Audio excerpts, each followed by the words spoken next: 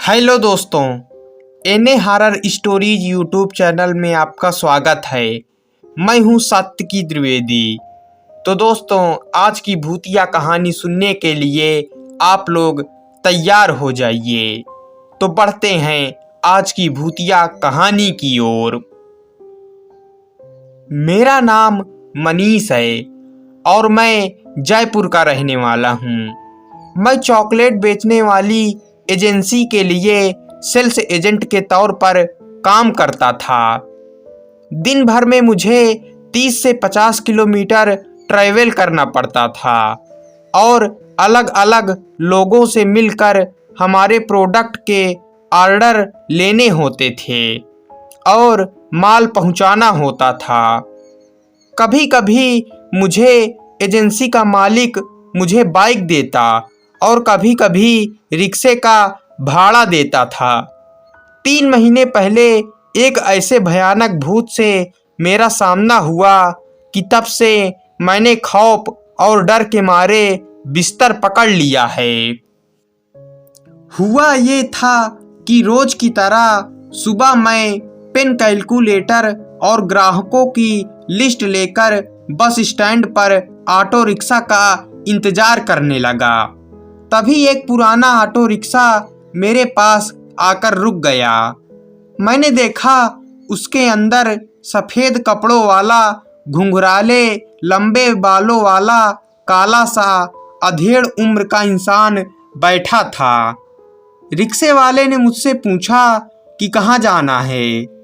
मैंने उसे कहा कि 4 घंटे का काम है और 10 से 15 जगह पर रुकना होगा। वो बोला, ठीक है, बैठ जाओ। मैं बैठ गया, लेकिन मुझे कुछ अजीब महसूस हो रहा था, जैसे कोई मुझे उसके साथ जाने से रोक रहा हो।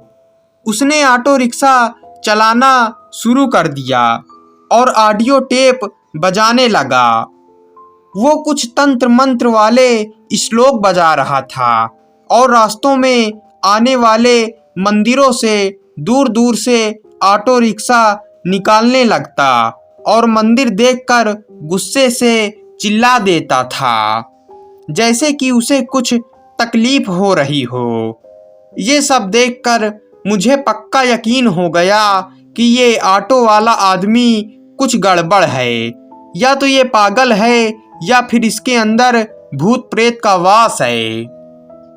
मैंने फौरन उसे ऑटो रिक्शा रोकने को कहा, क्योंकि अब मुझे उससे डर लग रहा था। उसने मुझसे कहा कि भैया, ब्रेक काम नहीं कर रहा है, चुपचाप बैठे रहो। मैं चालू रिक्शे में चिल्लाने लगा। वो इंसान पागलों की तरह जोर जोर से हंसने लगा और फिर वो पूरी तरह से अपनी मुंडी 180 डिग्री घुमाकर मुझे घूरने लगा और बोला कि चिल्लाओगे तो मैं तुम्हें अपनी दुनिया में लेकर चला जाऊंगा। ये सुनकर मैं सुन्न पड़ गया। मेरी जबान हलक से नीचे उतर गई। अब मैं उस रहस्यमयी व्यक्ति के हवाले था।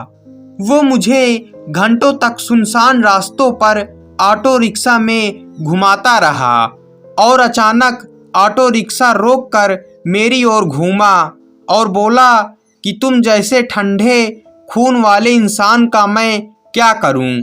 तुम मेरे किसी काम के नहीं। उतर के भाग जा मेरे ऑटो रिक्शा से, वरना मैं तुझे यहीं मार डालूंगा।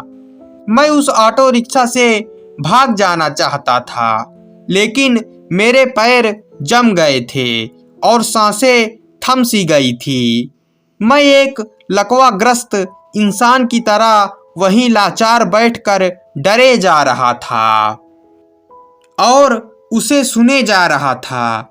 उसने फिर गुस्से से चिल्लाते हुए अंगूठियों से भरा हुआ पंजा मेरे सिर पर दे मारा और मैं किसी गेंद की तरह उछलकर रोड पर जा गिरा और मैं बेहोश हो गया।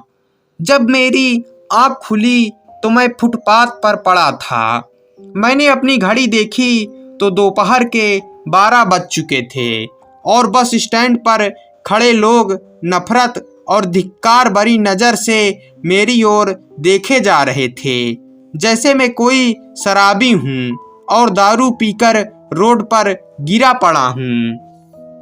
मुझ में उठने तक की शक्ति नहीं थी।